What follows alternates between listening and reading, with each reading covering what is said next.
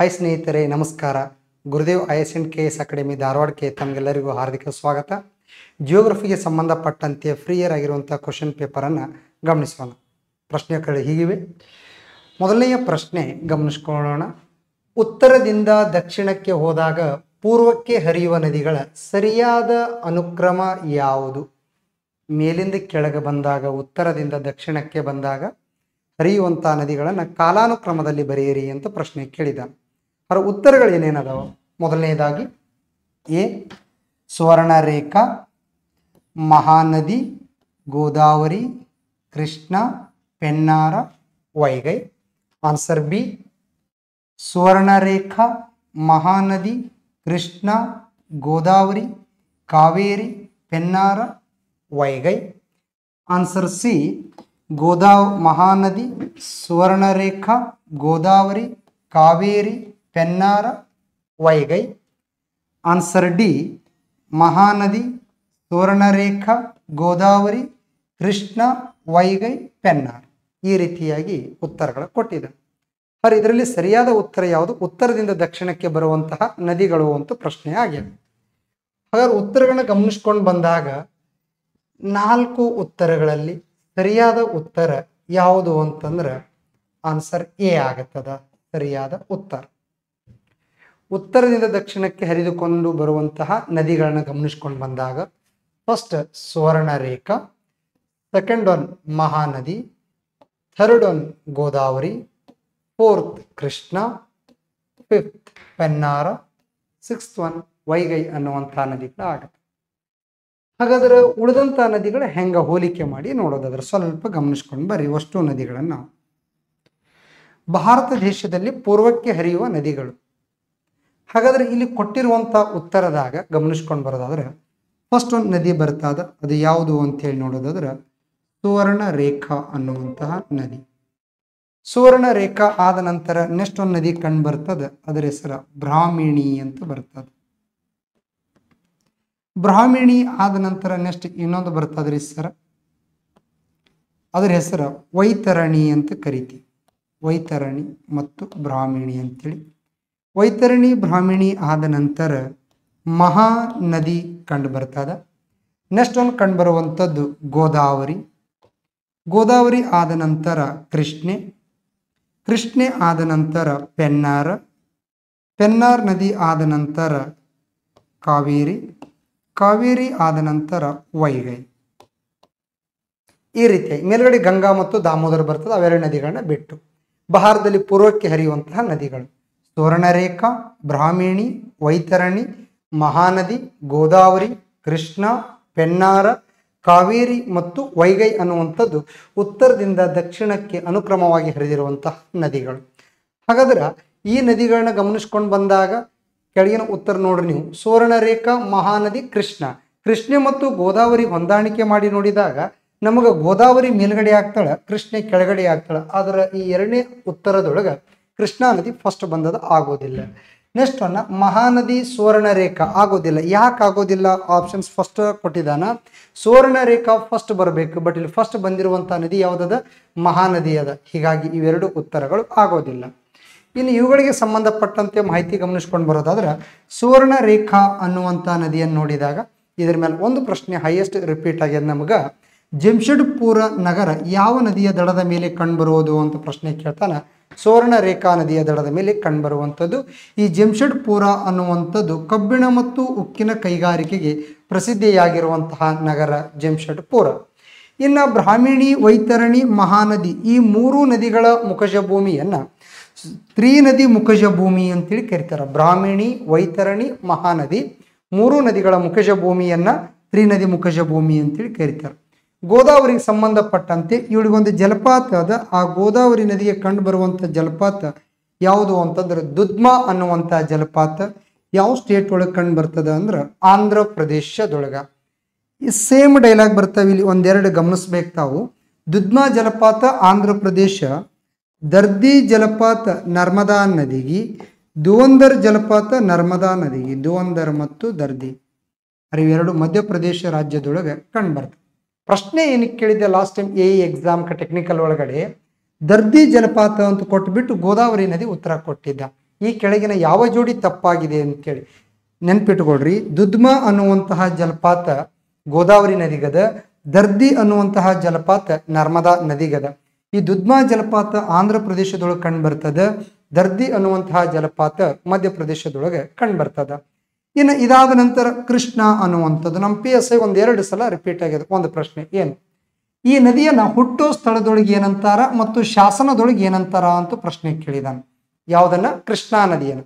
ಕೃಷ್ಣಾ ನದಿಯನ್ನ ಹುಟ್ಟುವಂತಹ ಸ್ಥಳದೊಳಗೆ ಹಿರೇಹೊಳೆ ಅಂತೇಳಿ ಕರೀತಾರ. ಅಲ್ಲಿ ಲೋಕಲ್ ಆಗಿ ಹಿರೇಹೊಳೆ ಮಹಾರಾಷ್ಟ್ರ ರಾಜ್ಯದೊಳಗೆ ಆ ಪಶ್ಚಿಮ ಘಟ್ಟ ಶ್ರೇಣಿ ಒಳಗೆ ಮಹಾಬಲೇಶ್ವರ ಅನ್ನೋ ಸ್ಥಳದೊಳಗೆ ಒಂದು ಸಣ್ಣ ಹಳ್ಳಿ ಬರ್ತದ, ಜೋರಾ ಗ್ರಾಮ ಅಂತೇಳಿ. ಆ ಹಳ್ಳಿ ಒಳಗೆ ಇದನ್ನು ಏನಂತೇಳಿ ಕರೀತಾರ ಅಂತಂದ್ರ ಹಿರೇಹೊಳೆ ಅನ್ನುವಂಥ ಪದವನ್ನು ಗಮನಿಸ್ಕೊಂಡು ಕರೀತಾರೆ. ಇನ್ನು ಇದ ಕೃಷ್ಣೆಯನ್ನ ಶಾಸನಗಳಲ್ಲಿ ಕೃಷ್ಣವೇಣಿ ಅಂತೇಳಿ ಕರೆದಿದ್ದಾರೆ. ಶಾಸನಗಳಲ್ಲಿ ಕೃಷ್ಣವೇಣಿ. ಇನ್ನು ಪೆರ್ದೊರೆ ಅನ್ನುವಂಥ ಪದವನ್ನು ಎದುರಾಗಿ ಬಳಸಿದಾರ ಅಂತೇಳಿ ನೋಡೋದಾದ್ರೆ ಶಾಸನದೊಳಗೆ ಬರೆಸಿದ್ದಾರೆ. ಪೆರ್ದೊರೆ, ಕೃಷ್ಣವೇಣಿ ಅನ್ನುವಂಥ 2 ಹೆಸರುಗಳು ಶಾಸನದೊಳಗೆ ಕಂಡು ಬರ್ತಾದ. ಹಿರೇಹೊಳೆ ಅನ್ನುವಂಥದ್ದು ಅದರ ಇನ್ನೊಂದು ಹೆಸರು. ಎಲ್ಲಿ ಕರೀತಾರ ಅಂತಂದ್ರೆ ಆ ನದಿ ಹುಟ್ಟುವಂಥ ಸ್ಥಳದೊಳಗೆ ಹಿರೇಹೊಳೆ ಅನ್ನುವಂಥ ಪದವನ್ನು ಬಳಸ್ಕೊಂಡು ಬರ್ತಾರೆ ಕೃಷ್ಣಗೆ.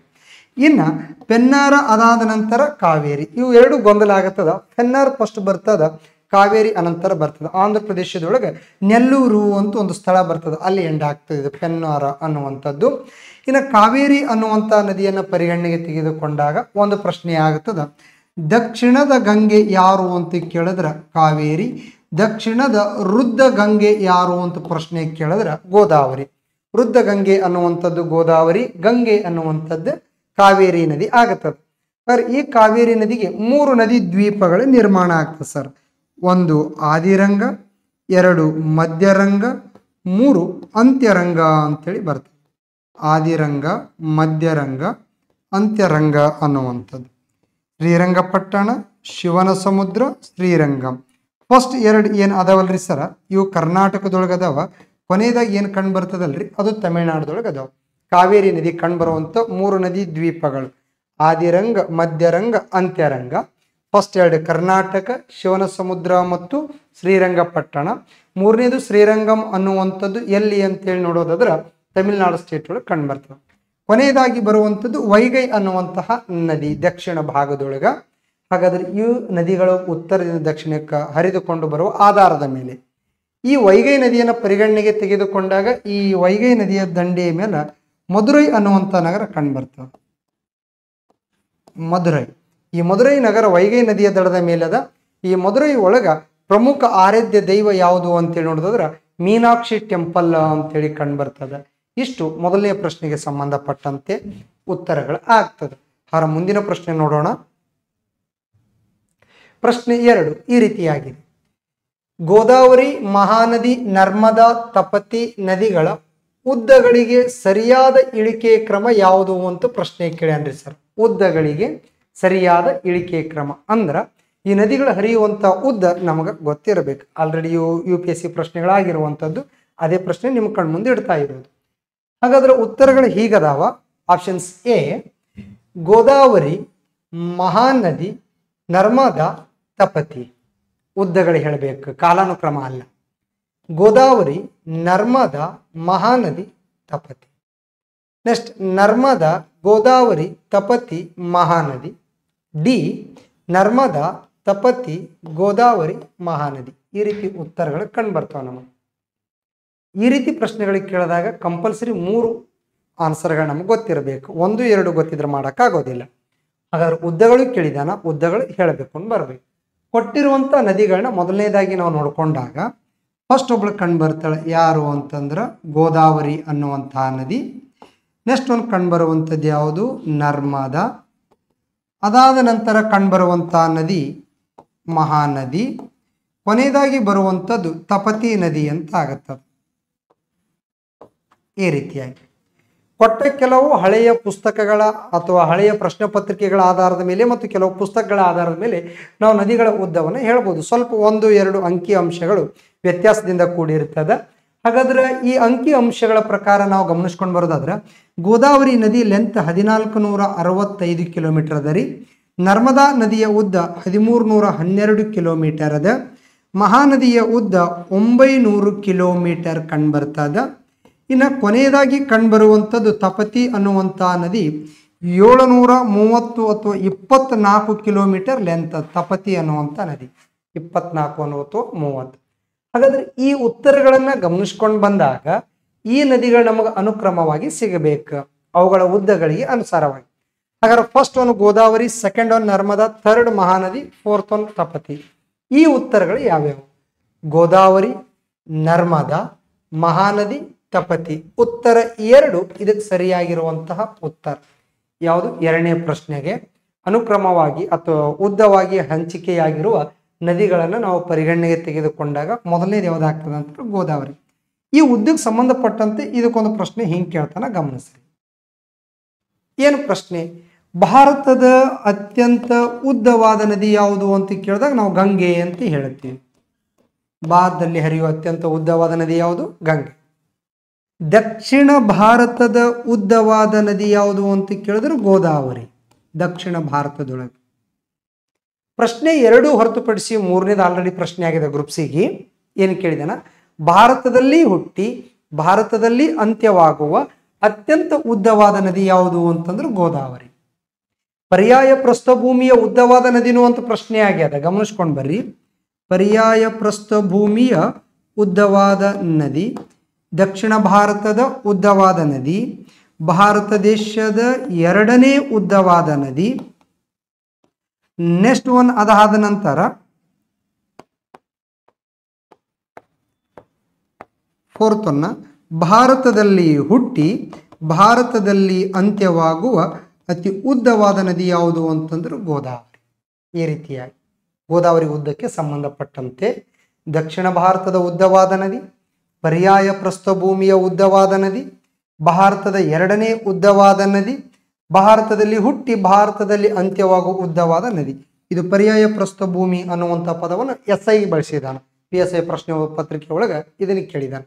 ಹಾಗಾದ್ರೆ ಇಲ್ಲಿ ಗೋದಾವರಿ ಆದ ನಂತರ ನೆಕ್ಸ್ಟ್ ಒಂದು ಬರುವಂಥವಳು ನರ್ಮದೆ ಅನ್ನುವಂಥ. ಈ ನರ್ಮದಾ ನದಿಯನ್ನ ಮಧ್ಯಪ್ರದೇಶದಲ್ಲಿ ಸ್ಥಳೀಯವಾಗಿ ಏನಂತೇಳಿ ಕರೀತಾರ ಅಂತ ಪ್ರಶ್ನೆ ಕೇಳ್ಯಾನ. ರೇವಾ ಅನ್ನುವಂಥ ಪದವನ್ನು ಬಳಸ್ತಾನ. ಅತಿ ಹೆಚ್ಚು ಉದ್ದ ಯಾವ ರಾಜ್ಯದೊಳಗೆ ಹಂಚಿಕೆಯಾಗ್ಯದ ಅಂತಂದ್ರ ಮಧ್ಯಪ್ರದೇಶ, ನರ್ಮದೆ ಅನ್ನುವಂಥ ನದಿ. ಆದರೆ ನರ್ಮದಾ ನದಿಯನ್ನ ಪರಿಗಣನೆಗೆ ತೆಗೆದುಕೊಂಡಾಗ ಇದು 2 ಬೆಟ್ಟಗಳ ನಡುವೆ ಹರಿತದ, ವಿಂಧ್ಯ ಮತ್ತು ಸಾತ್ಪುರ್ ಬೆಟ್ಟಗಳು ಅಂತೇಳಿ ನೋಡ್ತೀವಿ ನರ್ಮದಾ ಅನ್ನುವಂತಹ ನದಿ. ಇನ್ನು ನೆಕ್ಸ್ಟ್ ಬರುವಂಥದ್ದು ಮಹಾನದಿ. ಈ ಮಹಾನದಿ ಒರಿಸ್ಸಾ ರಾಜ್ಯದೊಳಗೆ ಹರಿತದ. ಹಾಗಾದ್ರೆ ಈ ನದಿ ದಂಡಿ ಮೇಲೆ ಒಂದು ನಗರ ಕಂಡು ಬರ್ತದ, ಅದರ ಹೆಸರು ಕಟಕ್ ಅಂತೇಳಿ ಕರಿತೀವಿ, ಒರಿಸ್ಸಾ ರಾಜ್ಯದೊಳಗೆ. ಹಾಗಾದ್ರೆ ಮಹಾನದಿಗೆ ಸಂಬಂಧಪಟ್ಟಂತೆ ಕಣ್ಣೀರಿನ ನದಿ ಅಂತ ಒಂದು ಪ್ರಶ್ನೆ ಬರ್ತದೆ. ಕಣ್ಣೀರ್ ನದಿಗಳ ಮೇಲೆ ಯಾವ್ಯಾವ ಹೆಂಗ ಪ್ರಶ್ನೆ ನೋಡಿ. ಪ್ರಮುಖವಾಗಿ ಕಣ್ಣೀರಿನ ನದಿಗೆ ಸಂಬಂಧಪಟ್ಟಂತೆ ಪಶ್ಚಿಮ ಬಂಗಾಳದ ಕಣ್ಣೀರಿನ ನದಿ ದಾಮೋದರ ಅಂತ ಆಗುತ್ತದೆ, ದಾಮೋದರ. ನೆಕ್ಸ್ಟ್ ಒನ್ ಕಲ್ಕತ್ತಾದ ಕಣ್ಣೀರಿನ ನದಿ ಹುಗ್ಲಿ. ಅದಾದ ನಂತರ ಒರಿಸ್ಸಾದ ಕಣ್ಣೀರಿನ ನದಿ ಮಹಾನದಿ. ಬಿಹಾರದ ಕಣ್ಣೀರಿನ ನದಿ ಕೋಸಿ.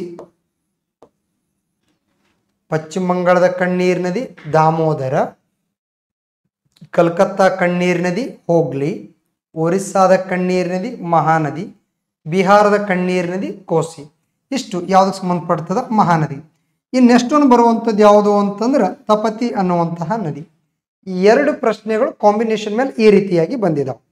ಒಂದು, ವಿಂಧ್ಯ ಬೆಟ್ಟಕ್ಕೆ ಸರಿಸಮಾನವಾಗಿ ಹಂಚಿಕೆಯಾದ ಇನ್ನೊಂದು ಬೆಟ್ಟ ಯಾವುದು ಅಂತ ಕೇಳ್ಯಾನ, ಸಾತ್ಪುರ್ ಬೆಟ್ಟ. ನರ್ಮದಾ ನದಿಗೆ ಸರಿಸಮಾನವಾಗಿ ಹರಿಯುವಂಥ ಇನ್ನೊಂದು ನದಿ ಯಾವುದು ಅಂತ ಕೇಳಿದ್ರೆ ತಪತಿ ನದಿ. ವಿಂಧ್ಯ ಬೆಟ್ಟಕ್ಕೆ ಸಾತ್ಪುರ್ ಬೆಟ್ಟ, ನರ್ಮದಾ ನದಿಗೆ ತಪತಿ ನದಿ. ಈ ರೀತಿಯಾಗಿ ನಮಗೇನಾಗ್ತದೆ, ಹಂಚಿಕೆಯಾಗ್ಯಾವ ಅಂತೇಳಿ ನೋಡ್ಕೊಂಡು ಬರ್ತೀವಿ. ಇನ್ನು ಇದಾದ ನಂತರ ಈ ತಪತಿ ಅನ್ನುವಂಥ ನದಿಯನ್ನು ಪರಿಗಣನೆಗೆ ತೆಗೆದುಕೊಂಡಾಗ ಇದು ಮಧ್ಯಪ್ರದೇಶ, ಮಹಾರಾಷ್ಟ್ರ ಮತ್ತು ಗುಜರಾತ್ ರಾಜ್ಯಗಳ ಮೂಲಕ ಏನು ಮಾಡ್ತದ, ಹರಿದು ಹೋಗ್ತದ ಅನ್ನುವಂಥದ್ದು. ಗುಜರಾತ್ ರಾಜ್ಯದೊಳಗೆ ಒಂದು ನಗರ ಬರ್ತದೆ ಸೂರತ್ ಅಂತೇಳಿ. ಆ ಸೂರತ್ ಹತ್ತಿರ ಒಂದು ಸ್ಥಳ ಬರ್ತದೆ ಸುವಾಲಿ ಅಂತೇಳಿ. ಆ ಸುವಾಲಿ ಬಳಿ ಕಂಬತ್ ಖಾರಿಯನ್ನು ಸೇರ್ತದೆ. ಯಾವ ನದಿ ಅಂತ ಕೇಳಿದ್ರೆ ತಪತಿ ನದಿ. ಇದ್ರ ಮೇಲೆ ಒಂದು ಪ್ರಶ್ನೆ ಆಗಿತ್ತು, ತಪತಿ ನದಿಯು ಯಾವ 2 ಬೆಟ್ಟಗಳ ನಡುವೆ ಹರಿಯುವುದು ಅಂತ ಪ್ರಶ್ನೆ ಕೇಳಿದ್ದ. ಸಾತ್ಪುರ್ ಮತ್ತು ಅಜಂತಾ ಬೆಟ್ಟಗಳ ನಡುವೆ ಹರಿಯುವುದು. ವಿಂಧ್ಯ ಮತ್ತು ಸಾತ್ಪುರ್ ಬೆಟ್ಟಗಳ ನಡುವೆ ಹರಿಯುವಂತಹ ನದಿ ಯಾವುದ್ರಿ? ನರ್ಮದಾ. ಸಾತ್ಪುರ್ ಮತ್ತು ಅಜಂತಾ ಬೆಟ್ಟಗಳ ನಡುವೆ ಹರಿಯುವಂತಹ ನದಿ ಯಾವುದು? ತಪತಿ ನದಿ ಅಂತೇಳಿ ಆಗ್ತದೆ. ಈ ರೀತಿಯಾಗಿ ಕೊಟ್ಟಿರುವಂತಹ ಪ್ರಶ್ನೆಗಳಲ್ಲಿ ಉತ್ತರಗಳನ್ನು ಈ ರೀತಿಯಾಗಿ ಗಮನಿಸ್ಕೊಂಡು ಬಂದಾಗ ನಮ್ಗೆ ಆನ್ಸರ್ ಬಿ ಆಗ್ತದ ಅಂತೇಳಿ ನೋಡ್ಕೊಂಡು ಹೋಗ್ತೀವಿ. ನೆಕ್ಸ್ಟ್ ಮುಂದಿನ ಪ್ರಶ್ನೆ ನೋಡೋದಾದ್ರೆ, ಈ ಮುಂದಿನ ಹೇಳಿಕೆಗಳನ್ನು ಗಮನಿಸಿ. ಸ್ಟೇಟ್ಮೆಂಟ್ ಕೊಟ್ಟಿದ್ದಾನೆ. ಈ ಸ್ಟೇಟ್ಮೆಂಟ್ ಯಾವುದು ಅಂತ ಹೇಳಿ ನೋಡಬೇಕು. ಏನು ಕೊಟ್ಟಿದ್ದಾನೆ? ದಾಮೋದರ ಕಣಿವೆ ನಿಗಮವು ಸ್ವತಂತ್ರ ಭಾರತದ ಪ್ರಪ್ರಥಮ ಬಹು ಉದ್ದೇಶಿತ ನದಿ ಕಣಿವೆ ಯೋಜನೆಯಾಗಿದೆ. ಬಹು ಉದ್ದೇಶಿತ ನದಿ ಕಣಿವೆ ಯೋಜನೆ ಇಂಪಾರ್ಟೆಂಟ್. ದಾಮೋದರ ಕಣಿವೆ ನಿಗಮವು ಉಷ್ಣ ಹಾಗೂ ಗ್ಯಾಸ್ ಪವರ್ ಸ್ಟೇಷನ್ಗಳನ್ನು ಹೊಂದಿದೆ. ಪ್ರಶ್ನೆ ಪತ್ರಿಕೆ ಒಳಗೆ ಹೆಂಗೆ ಕೇಳಿದಾನೆ ಹಾಗ ಹಾಕಿದೀವಿ. ಹಾಗಾದ್ರೆ ಇಲ್ಲಿ ಬಹು ಉದ್ದೇಶಿತ ಅಂತಾದರೂ ಕೇಳಬಹುದು ಅಥವಾ ವಿವಿಧೋದ್ದೇಶ ನದಿ ಕಣಿವೆ ಯೋಜನೆ ಅಂತಾದರೂ ಕೇಳಬಹುದು. ವಿವಿಧೋದ್ದೇಶ ನದಿ ಕಣಿವೆ ಯೋಜನೆ ಅಥವಾ ಬಹು ಉದ್ದೇಶಿತ ಸಮಾನಾರ್ಥಕ ಪದಗಳನ್ನ ತೆಗೆದುಕೊಂಡು ಬಂದಿರ್ತಾನೆ ದಾಮೋದರ ನದಿಗೆ ಸಂಬಂಧಪಟ್ಟಂತೆ. ಅದರ ಉತ್ತರಗಳು ಏನದವ ಗಮನಿಸ್ರಿ. ಉತ್ತರ ಎ 1 ಮಾತ್ರ ಸರಿ, ಬಿ 2 ಮಾತ್ರ ಸರಿ, ಸಿ 1 ಮತ್ತು 2 ಸರಿ, ಡಿ ಯಾವುದೂ ಅಲ್ಲ ಅಂತ ಪ್ರಶ್ನೆ. ಇದು 4ನೇ ಉತ್ತರ ಅದರಿ ಸರ್. ದಾಮೋದರ ನದಿಗೆ ಸಂಬಂಧಪಟ್ಟಂತೆ ಮೊದಲನೇದಾಗಿ ಗಮನಿಸ್ಕೊಂಡು ಬರೋದಾದ್ರೆ ಏನೇನು ಇದರೊಳಗೆ ಆನ್ಸರ್ ನೋಡ್ಕೊಂಡು ಮುಂದೆ ಹೋಗೋಣ ಅಂತ. ದಾಮೋದರ ಕಣಿವೆ ನಿಗಮವು ಸ್ವತಂತ್ರ ಭಾರತದ ಪ್ರಪ್ರಥಮ ಬಹು ಉದ್ದೇಶಿತ ಯೋಜನೆ ಆಗಿದೆ. ಸ್ವತಂತ್ರ ಭಾರತದ ಫಸ್ಟ್ ನದಿ ಕಣಿವೆ ಯೋಜನೆ ಯಾವುದು? ದಾಮೋದರ. ಉತ್ತರ ಎ ಸರಿಯಾಗದರಿ ಸರ್. ದಾಮೋದರ ಕಣಿವೆ ನಿಗಮವು ಉಷ್ಣ ಹಾಗೂ ಗ್ಯಾಸ್ ಪವರ್ ಸ್ಟೇಷನ್ಗಳನ್ನ ಹೊಂದಿದೆ. ಎಸ್, ಉಷ್ಣ ವಿದ್ಯುತ್ ಸ್ಥಾವರಗಳು ಸಹಿತ ಆ ನದಿಯ ಎಡ ಮತ್ತು ಬಲದಂಡೆಯ ಭಾಗದಲ್ಲಿ ಅಥವಾ ಆ ನದಿ ಕಣಿವೆ ಯೋಜನೆಗೆ ಒಳಪಟ್ಟು ಅದರಿಂದ ಉಪಯೋಗ ಪಡ್ಕೊಳ್ತಾವ ಅಂತೇಳಿ ನೋಡ್ಕೊಂಡು ಬರ್ತೀವಿ. ಹಾಗಾದ್ರೆ ಉತ್ತರ 1 ಮತ್ತು 2 ಸರಿಯಾಗಿವೆ. ಆನ್ಸರ್ ಸಿ ಸರಿಯಾದ ಉತ್ತರ ಅಂತೇಳಿ ನೋಡ್ಕೊಂಡು ಬರ್ತೀವಿ. ದಾಮೋದರ ನದಿ ಕಣಿವೆ ಯೋಜನೆ ಅಂದ ತಕ್ಷಣ ಭಾರತ ದೇಶದಲ್ಲಿ ಸ್ವತಂತ್ರ ಬರೋಕ್ಕಿಂತ ಮುಂಚಿತವಾಗಿ ಹಲವಾರು ನದಿ ಕಣಿವೆ ಯೋಜನೆಗಳು ನಮ್ಮಲ್ಲಿ ಜಾರಿಗೆ ಬಂದಿದ್ದಾವೆ. ಆದ್ರೆ ಸ್ವತಂತ್ರ ಬಂದ ನಂತರ ಫಸ್ಟ್ ಟೈಮ್ ಸ್ವಾಯತ್ತಿತ ಸಂಸ್ಥೆಯಾಗಿ 1948 ಫೆಬ್ರವರಿ 18ರಂದು ಒಂದು ಸಂಸ್ಥೆಯನ್ನು ಸ್ಥಾಪನೆ ಮಾಡ್ತೀವಿ ಸ್ವಾಯತ್ತವಾಗಿ. ಅದು ಯಾವುದು ಅಂತಂದ್ರೆ DVC ಅಂತೇಳಿ ಕರ್ಕೊಂಡು ಬರ್ತೀವಿ ಸರ್. ಏನು DVC ಅಂದ್ರೆ ಅರ್ಥ ದಾಮೋದರ್ ವ್ಯಾಲಿ ಕಾರ್ಪೊರೇಷನ್ ಅಂತೇಳಿ ಕರಿತೀವಿ. ಈ ದಾಮೋದರ್ ವ್ಯಾಲಿ ಕಾರ್ಪೊರೇಷನ್ ಅಥವಾ ದಾಮೋದರ ನದಿ ಕಣಿವೆ ಪ್ರಾಧಿಕಾರ ಯೋಜನೆ ಅಂತೇಳಿ ಇದನ್ನು ಕರಿಬಹುದು ನಾವು. ಹಾಗಾದ್ರೆ ಇದು 1948 ಫೆಬ್ರವರಿ 18ರಂದು ಪ್ರಾರಂಭ ಆಗುತ್ತದೆ. ಸ್ವತಂತ್ರ ಭಾರತದ ಪ್ರಪ್ರಥಮ ನದಿ ಕಣಿವೆ ಯೋಜನೆ ಯಾವುದು ಅಂತೇಳಿ ನೋಡೋದಾದ್ರೆ ದಾಮೋದರ ನದಿ ಕಣಿವೆ ಯೋಜನೆ ಅಂತೇಳಿ ಆಗ್ತದೆ. ಈ ದಾಮೋದರ ನದಿ ಕಣಿವೆ ಯೋಜನೆಯ ಮುಖ್ಯ ಉದ್ದೇಶ ಪ್ರವಾಹ ನಿಯಂತ್ರಣ ಆಗ್ತದೆ. ಪ್ರವಾಹ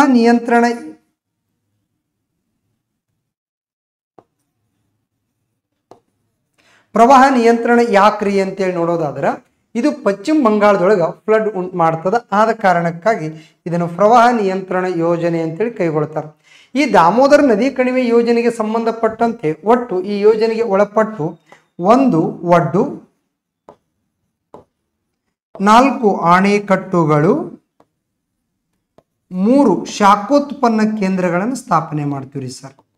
ದಾಮೋದರ ನದಿ ಕಣಿವೆ ಯೋಜನೆಗೆ ಒಳಪಟ್ಟು 1 ಒಡ್ಡು, 4 ಆಣೆಕಟ್ಟುಗಳು, 3 ಶಾಖೋತ್ಪನ್ನ ಕೇಂದ್ರಗಳು. ಹಾಗಾದ್ರೆ 1 ಒಡ್ಡು ಯಾವುದು ಅಂತೇಳಿ ಪ್ರಶ್ನೆ ಕೇಳಿದ್ರೆ ದುರ್ಗಾಪುರ್ ಒಡ್ಡು ಅಂತೇಳಿ ನೋಡ್ತೀವಿ. ಒಡ್ಡು ಬಂದ್ಬಿಟ್ಟು ದುರ್ಗಾಪುರ ಒಡ್ಡು.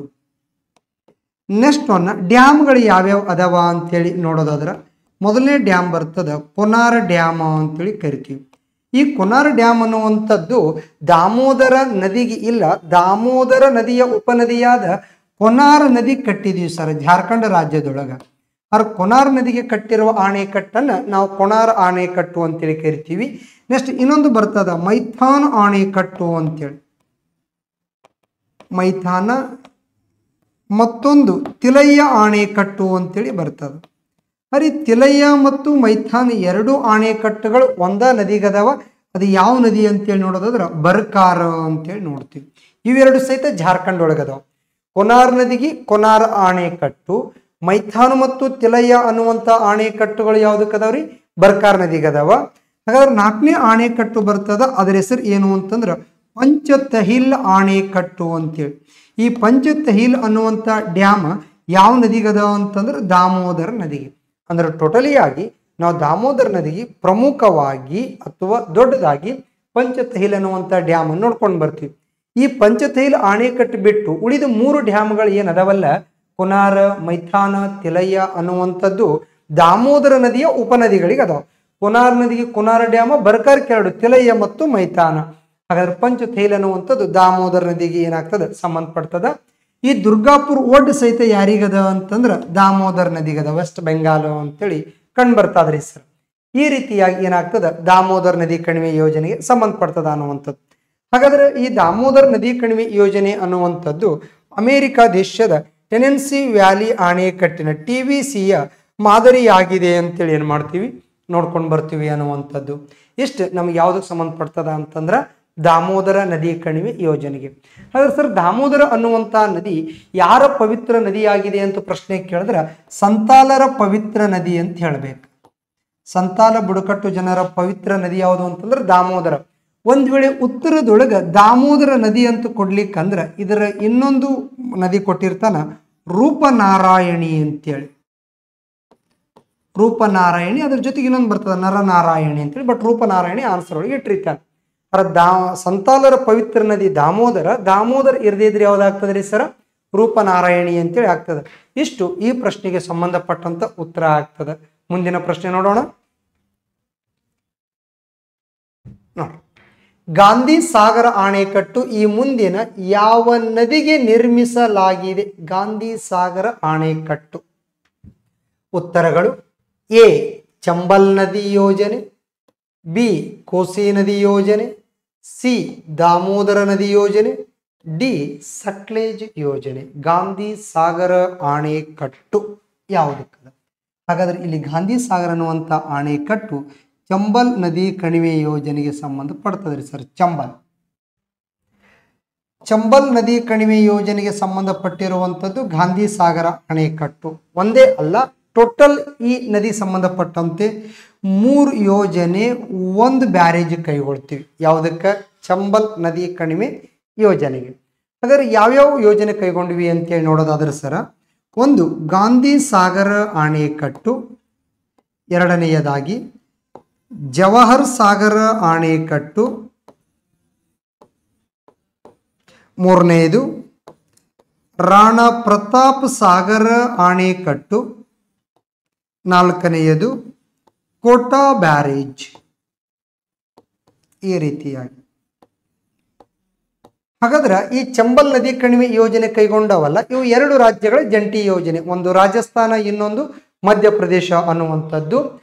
ಗಾಂಧಿ ಸಾಗರ ಅಣೆಕಟ್ಟು, ಜವಾಹರ್ ಸಾಗರ ಅಣೆಕಟ್ಟು, ರಾಣಾ ಪ್ರತಾಪ್ ಸಾಗರ ಅಣೆಕಟ್ಟು, ಕೋಟಾ ಬ್ಯಾರೇಜ್ ಯಾವ ನದಿಗೆ ಅದಾವ ಅಂತಂದ್ರೆ ಚಂಬಲ್ ನದಿಗೆ. ಈ ಚಂಬಲ್ ನದಿ ಯೋಜನೆಯ ಮುಖ್ಯ ಉದ್ದೇಶ ಏನಾಗಿತ್ತು ಅಂತ ಪ್ರಶ್ನೆ ಕೇಳ್ಯಾನ್ರಿ ಸರ. ಮಣ್ಣಿನ ಸವಕಳಿ ತಡೆಗಟ್ಟುವುದು.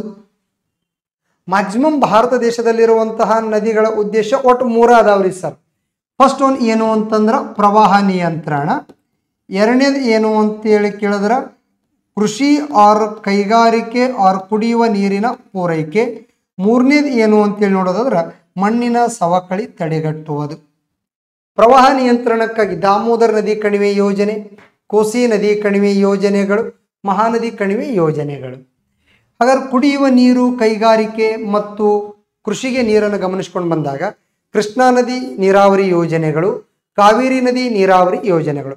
ಕುಡಿಯುವ ನೀರಿಗಾಗಿ ಹೇಳೋದಾದ್ರೆ ನೇತ್ರಾವತಿ ನದಿ ತಿರು ಯೋಜನೆಗೆ ಸಂಬಂಧಪಟ್ಟಂತೆ ಎತ್ತಿನ ಹೊಳೆ ಯೋಜನೆ ಆಗಿರ್ಬೋದು, ಅಥವಾ ಮಹದಾಯಿ ನದಿಗೆ ಇರುವಂತಹ ಕಳಸಾ ಬಂಡೂರಿ ನಾಲಾ ಯೋಜನೆ. ಕುಡಿಯುವ ನೀರು ಏನಾಗ್ತದ್ರಿ ಪೂರೈಕೆ ಆಗ್ತದೆ. ಇನ್ನು ಮಣ್ಣಿನ ಸವಕಳಿ ತಡೆಗಟ್ಟುವುದು ಅಂತ ಪ್ರಶ್ನೆ ಕೇಳ್ದ ಅಂತಂದ್ರೆ ಚಂಬಲ್ ನದಿ ಕಣಿವೆ ಸಂಬಂಧಪಡ್ತದ. ಇದು ಮಣ್ಣಿನ ಸವಕಳಿಯನ್ನು ತಡೆಗಟ್ಟುವುದು. ಹಾಗಾದ್ರೆ ಈ ಅಣೆಕಟ್ಟುಗಳ ಪರಿಗಣನೆಗೆ ತೆಗೆದುಕೊಂಡಾಗ ರಾಣಾ ಪ್ರತಾಪ್ ಸಾಗರ್ ಮೇಲೆ ಒಂದು ಪ್ರಶ್ನೆ ಕೇಳ್ದ. ರಾಜಸ್ಥಾನದೊಳಗ ಒಂದು ಅಣುವಿದ್ಯುತ್ ಸ್ಥಾವರ ಕಂಡು ಬರ್ತದ್ರಿ, ಅದ್ರ ಹೆಸರು ರಾಣಾ ರಾವತ್ ಭಾಟಿಯಾ ಅಣುವಿದ್ಯುತ್ ಸ್ಥಾವರ.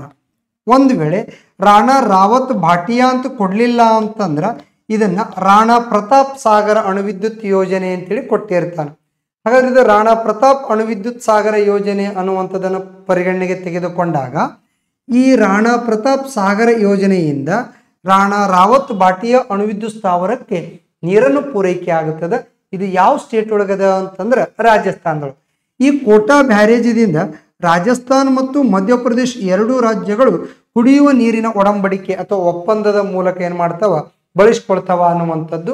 ಇನ್ನು ಜವಾಹರ್ ಸಾಗರ ಮತ್ತು ಗಾಂಧಿ ಸಾಗರ ಅನ್ನುವಂಥದ್ದು ಯಥಾ ಪ್ರಕಾರ ಮಧ್ಯಪ್ರದೇಶ ಮತ್ತು ರಾಜಸ್ಥಾನದ ಗಡಿಭಾಗದೊಳಗೆ ಕಂಡು ಬರ್ತಾವ ಅಂತೇಳಿ ನೋಡ್ಕೊಂಡು ಬರ್ತೀವಿ.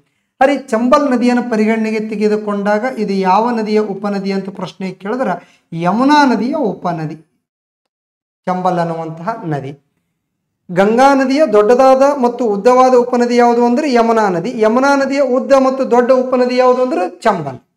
ಗಂಗಾನ ದೊಡ್ಡ ಉದ್ದ ಯಮುನಾ, ಯಮುನಾನ ದೊಡ್ಡ ಮತ್ತು ಉದ್ದ ಯಾವ್ದಾಗ್ತದ್ರಿ ಚಂಬಲ್ ಅನ್ನುವಂಥ ನದಿ ಕಂಡು ಬರ್ತದ. ಹಾಗಾದ್ರೆ ನೆಕ್ಸ್ಟ್ ಎರಡನೇ ಉತ್ತರದೊಳಗ ಕೋಸಿ ಯೋಜನೆ ಅಂತ ಅದರಿ ಸರ್. ಈ ಕೋಸಿ ಯೋಜನೆಯನ್ನ ಭಾರತ ದೇಶದ ಮೊಟ್ಟ ಮೊದಲ ವಿವಿಧೋದ್ದೇಶ ನದಿ ಕಣಿವೆ ಯೋಜನೆ ಒಳಗ ಅಂತಾರಾಷ್ಟ್ರೀಯ ನದಿ ಕಣಿವೆ ಯೋಜನೆಯಾಗ್ಯದ ಅಂತೇಳಿ ನೋಡ್ಕೊಂಡು ಬರ್ತೀವಿ. ಸರಿ, ಯಾಕೆ ಅಂತಾರಾಷ್ಟ್ರೀಯ ಅಂತೇಳಿ ನೋಡೋದಾದ್ರೆ ಈ ಒಂದು ಯೋಜನೆ ಭಾರತ ಮತ್ತು ನೇಪಾಳ ದೇಶಗಳು ಜಂಟಿಯಾಗಿ ನಿರ್ಮಾಣ ಮಾಡಿದವು. ನೇಪಾಳ ದೇಶದ ಹನುಮಾನ ನಗರ ಎಂಬಂತಹ ಸ್ಥಳದೊಳಗ. ಹಾಗಾದ್ರೆ ಇದರ ಮುಖ್ಯ ಉದ್ದೇಶನು ಏನಾಗಿತ್ತು ಅಂತಂದ್ರೆ ಪ್ರವಾಹ ನಿಯಂತ್ರಣ ಮತ್ತು ವಿದ್ಯುತ್ ಉತ್ಪಾದನೆ ಅಂತೇಳಿ. ಪ್ರವಾಹ ನಿಯಂತ್ರಣ ಎಲ್ಲಿ ಅಂತೇಳಿ ನೋಡೋದಾದ್ರೆ ಬಿಹಾರ್ ಅನ್ನುವಂಥ ರಾಜ್ಯದೊಳಗ ಇದೇನು ಮಾಡ್ತಿತ್ತು, ಉಕ್ಕಿ ಹರಿತಿತ್ತು ಅಥವಾ ಪ್ರವಾಹ ಉಂಟು ಮಾಡ್ತಿತ್ತು. ಆದ ಕಾರಣಕ್ಕಾಗಿ ಕೋಸಿ ನದಿ ಕಣಿವೆ ಯೋಜನೆ ಭಾರತ ದೇಶದ ಮೊಟ್ಟ ಮೊದಲ ಅಂತಾರಾಷ್ಟ್ರೀಯ ನದಿ ಕಣಿವೆ ಯೋಜನೆಯಾಗಿದೆ. ದಾಮೋದರ್ ನದಿ ಕಣಿವೆ ಯೋಜನೆ ಸ್ವತಂತ್ರ ಭಾರತದ ಮೊಟ್ಟ ಮೊದಲ ನದಿ ಕಣಿವೆ ಯೋಜನೆ ಆಗಿದೆ. ಹಿಂದಿನ ಸ್ಲೈಡಲ್ಲಿ ನೋಡಿದ್ದೀವಿ. ಸಟ್ಲೇಜ್ ಯೋಜನೆ ಇದು ಇಂಪಾರ್ಟೆಂಟ್ ಆಗ್ತದೆ ನಮಗ. ಇದರ ಮೇಲೆ ಎರಡು ರೀತಿ ಪ್ರಶ್ನೆಗಳು ಬರ್ತವೆ. ಫಸ್ಟ್ ಒನ್ ಏನು, ಭಾರತದ ಅತ್ಯಂತ ಎತ್ತರವಾದ ಆಣೆಕಟ್ಟು ಯಾವುದು ಅಂತ ಪ್ರಶ್ನೆ ಕೇಳ್ತಾನ, ಅಥವಾ ಭಾರತದ ಎರಡನೇ ಎತ್ತರವಾದ ಆಣೆಕಟ್ಟು ಯಾವುದು ಅಂತಲೂ ಪ್ರಶ್ನೆ ಆಗಬಹುದ್ರಿ ಸರ್. ಅತ್ಯಂತ ಎತ್ತರವಾದಂಥ ಆಣೆಕಟ್ಟು ಯಾವುದು ಅಂತ ಕೇಳಿದ್ರೆ ಥೇರಿ ಅಂತ ಹೇಳ್ತೀವಿ. ಥೇರಿಗಿಂತ ಮುಂಚೆ ಯಾವುದಾಗಿತ್ತು ಅಂತಂದ್ರೆ ಬಾಕ್ರಾ ನಂಗಲ್ ಅಂತ ಕರಿತೀವಿ. ಥೇರಿ ಅವ್ರ ಬಾಕ್ರಾ ನಂಗಲ್. ಹಾಗಾದ್ರೆ ಇಲ್ಲಿ ಸಂಬಂಧಪಟ್ಟಂತೆ ಈ ಬಾಕ್ರಾ ನಂಗಲ್ ಅನ್ನುವಂಥ ಆಣೆಕಟ್ಟು ಯಾವ ನದಿಗೆ ನಿರ್ಮಿಸಲಾಗಿದೆ ಅಂತ ಪ್ರಶ್ನೆ ಕೇಳಿದ್ರೆ ಸಟ್ಲೇಜ್ ನದಿಗೆ ನಿರ್ಮಿಸಲಾಗಿದೆ, ಬಾಕ್ರಾ ನಂಗಲ್ ಡ್ಯಾಮ್. ಹಾಗಾದ್ರೆ ಇಲ್ಲಿ ಬಾಕ್ರಾ ಅನ್ನುವಂಥ ಡ್ಯಾಮ ಬೇರೆ, ನಂಗಲ್ ಅನ್ನುವಂತಹ ಡ್ಯಾಮ ಬೇರೆ. ಬಾಕ್ರಾ ಅನ್ನುವಂಥದ್ದು ಹಿಮಾಚಲ ಪ್ರದೇಶದೊಳಗ, ನಂಗಲ್ ಅನ್ನುವಂಥದ್ದು ಪಂಜಾಬ್ ಒಳಗ. 226 ಮೀಟರ್ ಹೈಟ್ ಬರ್ತದ ಬಾಕ್ರಾ ಅನ್ನುವಂಥ ಆಣೆಕಟ್ಟು. ಹೀಗಾಗಿ ಇಂಡಿಯಾ ಒಳಗ ಸೆಕೆಂಡ್ ಹೈಯೆಸ್ಟ್ ಡ್ಯಾಮ್ ಆಗ್ತದ. ಅತ್ಯಂತ ಎತ್ತರವಾಗಿರುವ ಎರಡನೇ ಆಣೆಕಟ್ಟು ಯಾವುದು ಅಂತಂದ್ರೆ ಬಾಕ್ರಾ ಅನ್ನುವಂಥ ಆಣೆಕಟ್ಟು. ಈ ಬಾಕ್ರಾ ಮತ್ತು ನಂಗಲ್ ಎರಡು ಸೇರಿಸಿಬಿಟ್ಟು ನಾವೇನಂತೇಳಿ ಕರಿತೀವಿ ಸರ್, ಬಾಕ್ರಾ ನಂಗಲ್ ಆಣೆಕಟ್ಟು ಅಂತೇಳಿ ಕರಿತೀವಿ. ನಂಗಲ್ ಅನ್ನುವಂಥದ್ದು ಪಂಜಾಬ್ ರಾಜ್ಯದ ನಂಗಲ್ ಒಳಗೆ ಕಂಡು ಬರ್ತದೆ. ಈ ಆಣೆಕಟ್ಟಿನ ಹಿನ್ನೀರಿಗೆ ಏನಂತೇಳಿ ಕರಿತಾರ ಅಂತ ಪ್ರಶ್ನೆ ಕೇಳಿನ, ಹಿನ್ನೀರು ಅಥವಾ ಜಲಾಶಯಕ್ಕ ಬಾಕ್ರಾ ನಂಗಲ್ ಆಣೆಕಟ್ಟಿನ ಹಿನ್ನೀರಿಗೆ ಗೋವಿಂದ ಸಾಗರ ಜಲಾಶಯ ಅಂತೇಳಿ ಕರಿತಾರೆ. ಗೋವಿಂದ ಸಾಗರ ಜಲಾಶಯ. ಎರಡು ಉತ್ತರಗಳು ಒಂದೇ ತರನಾಗಿ ಬರ್ತದೆ. ಒಂದು ಗೋವಿಂದ ಸಾಗರ ಜಲಾಶಯ ಅದ ರೀ, ಇನ್ನೊಂದು ಗೋವಿಂದ ವಲ್ಲಭ ಪಂತ ಜಲಾಶಯ. ಗೋವಿಂದ ವಲ್ಲಭ ಪಂತ್ ಜಲಾಶಯ. ಗೋವಿಂದ ಸಾಗರ ಜಲಾಶಯ ಅನ್ನುವಂಥ ಹಿನ್ನೀರು ಬಾಕ್ರಾ ನಂಗಲ್ ಆಣೆಕಟ್ಟಿಗೆ ಸಂಬಂಧಪಡ್ತದ. ಗೋವಿಂದ ವಲ್ಲಭ ಪಂತ್ ಅನ್ನುವಂಥದ್ದು ರಿಹಾಂದ್ ಆಣೆಕಟ್ಟಿನ ಹಿನ್ನೀರಿಗೆ ಆಗ್ತದೆ. ರಿಹಾಂದ್ ಆಣೆಕಟ್ಟಿನ ಹಿನ್ನೀರಿಗೆ ಗೋವಿಂದ್ ವಲ್ಲಭ ಪಂತ್ ಅಂತೇಳಿ ಕರ್ಕೊಂಡು ಬರ್ತದ. ಉತ್ತರ ಪ್ರದೇಶ ರಾಜ್ಯದೊಳಗೆ ಸೋನಭದ್ರಾ ಜಿಲ್ಲೆ ಒಳಗೆ ಪಿಪ್ರಿ ಅನ್ನುವಂಥ ಸ್ಥಳದೊಳಗೆ ಏನು ಮಾಡ್ತದ್ರಿ ಈ ಆಣೆಕಟ್ಟು ಕಂಡು ಬರ್ತದ ಅಂತೇಳಿ ನೋಡ್ತೀವಿ. ಇದು ಯಾವುದಕ್ಕೆ ಸಂಬಂಧಪಟ್ಟಂತೆ ಅಂತಂದ್ರೆ 4ನೇ ಪ್ರಶ್ನೆಗೆ ಸಂಬಂಧಪಟ್ಟಂತೆ.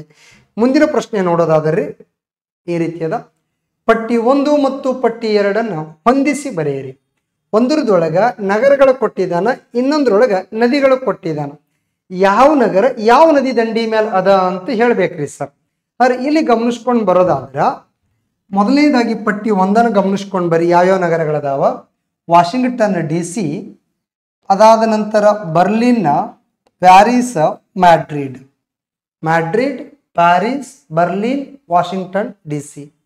ಹಾಗಾದ್ರೆ ಪಟ್ಟಿ 2ರೊಳಗ ನದಿಗಳದಾವ. ಮೆಂಜೆರಸ್ ನದಿ ಅಥವಾ ಮೆಂಜೆರಸ್ ಅನ್ನುವಂಥ ನದಿ, ಸೀನ್ ನದಿ, ಟ್ರೀ ನದಿ, ಪೊಟಾಮಿಕ್ ಅನ್ನುವಂತಹ ನದಿ. ಆದರೆ ಇಂಥವುಗಳ ಪ್ರಶ್ನೆ ಕೇಳಿದಾಗ ಕಂಪಲ್ಸರಿ 3 ಉತ್ತರ ಗೊತ್ತಿರಬೇಕಾಗ್ತದೆ.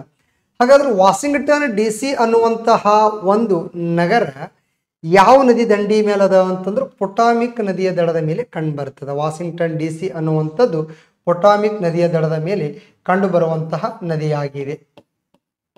ನೆಕ್ಸ್ಟ್, ಬರ್ಲಿನ್ ಅನ್ನುವಂಥ ನಗರ ಯಾವ ನದಿಯ ದಡದ ಮೇಲಿದೆ? ಸ್ಟ್ರೀ, ಬರ್ಲಿನ್. ಪ್ಯಾರಿಸ್ ಅನ್ನುವಂಥ ನದಿ ಸೀನ್ ಆರ್ ಸೈನಿ ನದಿಯ ದಡದ ಮೇಲಿದೆ. Scene R Saini. ಮ್ಯಾಡ್ರಿಡ್ ಅನ್ನುವಂಥ ನಗರ ಮೆನ್ ಜೆನೆರಸ್ ಅನ್ನುವಂಥ ನದಿಯ ದಡದ ಮೇಲೆ ಏನಾಗ್ತದೆ? ಕಂಡು ಬರ್ತದೆ. ಹಾಗಾದ್ರೆ ಇಲ್ಲಿ A1 B2 ಉತ್ತರಗಳು ಈ ರೀತಿ ಗಮನಿಸ್ರಿ. ಯಾವ್ದಾಗ್ತದ? A4 B3 C2 D1 ಉತ್ತರಗಳು ಆನ್ಸರ್ 4 ಏನಾಗ್ತದೆ? ಸರಿಯಾಗಿರುವಂತಹ ಉತ್ತರ. ಹಾಗಾದ್ರೆ ಪಟ್ಟಿ 1 ಪಟ್ಟಿ 2 ವಾಷಿಂಗ್ಟನ್ DC ಅನ್ನುವಂಥ ನಗರ ಪೊಟಾಮಿಕ್ ನದಿಯ ದಡದ ಮೇಲೆ, ಬರ್ಲಿನ್ ಅನ್ನುವಂಥ ನಗರ ಸ್ಟ್ರೀ ನದಿಯ ದಡದ ಮೇಲೆ, ಪ್ಯಾರಿಸ್ ಅನ್ನುವಂಥದ್ದು ಸೀನ್ ನದಿಯ ದಡದ ಮೇಲೆ, ಮ್ಯಾಡ್ರಿಡ್ ಅನ್ನುವಂಥದ್ದು ಮೆನ್ ಜೆನರಸ್ ಅನ್ನುವಂಥ ನದಿಯ ದಡದ ಮೇಲೆ ಕಂಡು ಬರ್ತದ ಅಂತೇಳಿ ನೋಡ್ತೀವಿ. ಈ ರೀತಿಯಾಗಿ ಹಿಂದೆ ಕೇಳಿರುವಂತಹ ಪ್ರಶ್ನೆ ಪತ್ರಿಕೆಗಳನ್ನು ನದಿ ಟಾಪಿಕ್ಗೆ ಸಂಬಂಧಪಟ್ಟಂತೆ ಇಲ್ಲಿಯವರೆಗೂ UPSCಯಿಂದ ಹಿಡ್ಕೊಂಡು PC ತನಕ ಎಷ್ಟು ಪ್ರಶ್ನೆಗಳಾಗಿದಾವಲ್ಲ ಅಷ್ಟು ಪ್ರಶ್ನೆಗಳದ ಒಂದು ಮ್ಯಾರಥಾನ್ ಕ್ಲಾಸ್ ಮಾಡಿಕೊಡ್ತದ. ನಾಳೆಯಿಂದ 10 ರಿಂದ 10 ಗಂಟೆಯಿಂದ ಸಾಮಾನ್ಯವಾಗಿ ನಿಮಗೆ ಇದು ಲೈವ್ ಕ್ಲಾಸ್ ಆಗಿ ಬರ್ತದ. Okay, thank you.